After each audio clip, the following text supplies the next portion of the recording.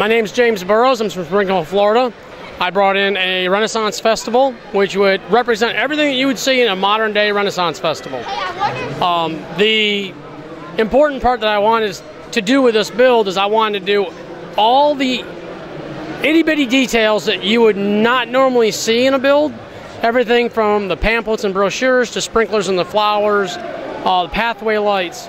I wanted to bring it as lifelike as possible using Lego, so that when people look at it, they'd actually, the more they look, the more they'd see. And this is a really massive, really cool build here. Where'd you start with designing this? Because there's so much here. Where'd you start with that? I started out originally with sketching out the castle, which took me about a month, because inside the castle design, there's actual subliminal images, there's faces and different little things. On the front of the castle, there is two faces. There's Groot, and there's also a Ninjago character where he's yawning. On the side of the castle, I have a mask that if you catch it in the right angle, it's the Halloween mask, like the long yawning face. On the back, there's three different things. There's a skull, a Deadpool, and Call of Duty, a skeleton head. And that took me a month. Once I got done with that, it took me 3 months to actually assemble the castle the way I wanted it. And the castle is finished off on the inside from mid-level up. Unfortunately, you can't open it up to show you. The rest of it has just been a combination of adding the elements like all the games, the food vending, the pathways, Emmett and Wild style, they're getting married. I don't know what happened to Batman. One of my favorite little pieces I just acquired today, Brick's Lot brought it in for me, was the crystal fish, which I don't know where they came from because they were never in any set. The amphitheater stage, it was kind of a unique little build, leaving the back of it open so that you can actually see light in it so it wasn't dark. And then we hid a bunch of little elements in here. We hid C-3PO, an original Luke Skywalker from the Cloud City set, Princess Leia. But there is only one princess in this entire display, and she's in kind of a cool little spot. She's in the highest room in the castle. We got a little alien hanging out in the barn. I mean, where else would you find an alien? Right. So, but this was built entirely of brand new brick, except for maybe the filler brick that I used inside, you know, for the supports for doing the landscaping.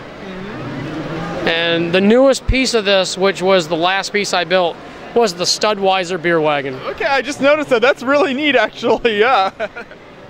And other than that, it's just been just a combination of ideas. I hid things in there that only the kids would see. Like when you look through the entranceway, you actually see the gargoyle. Now it's almost like a Disney moment, but the parents would never see that just walking by. I mean, I wanted to have it appealing for the parents and for the children that can't see over the wall. Right, and so there's a ton of minifigs in this display. Did you have all those before you started, or did you get a lot of those to kind of populate the display once you were building it? All the minifigures in here, which including the Where's Waldo one, which is on loan from Brickmania. There's 661 minifigures, and these were all just from my collection. So I wasn't really having to go out and look for anything, which it was a big help. The total number of flowers, we started out with roughly 10,000 flowers to begin with, and we had very few left over. But I know exactly what's in the castle because of the inner supports and all the detail work.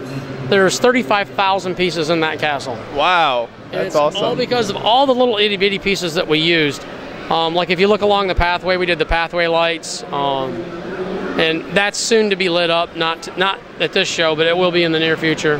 And we have plans to expand this. It's going to double and triple in size, hopefully by our next big showing. Very cool. And if you want to talk about this end a little bit, we haven't mentioned much of the stuff down here. Do you have a couple favorite parts down at this end of the display? Yes. Bringing in the games from a Renaissance Festival, you have little games like the axe throw and that. But one of my favorites is the Drench-a-Wench. some people got it, some people didn't.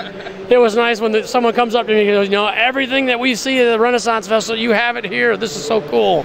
And so that was kind of a, you know, it was a really good feeling to do that. I wanted to bring in a little bit of the old classic castle with the old dragons. So it kind of gave it a feel for people that maybe didn't understand some of the ideas of a Renaissance Festival, then maybe they could relate to an actual older style castle. Right. Well, I think you did a really good job with that. I love the whole display. It looks really neat. So thanks for talking to us about it. Thank you.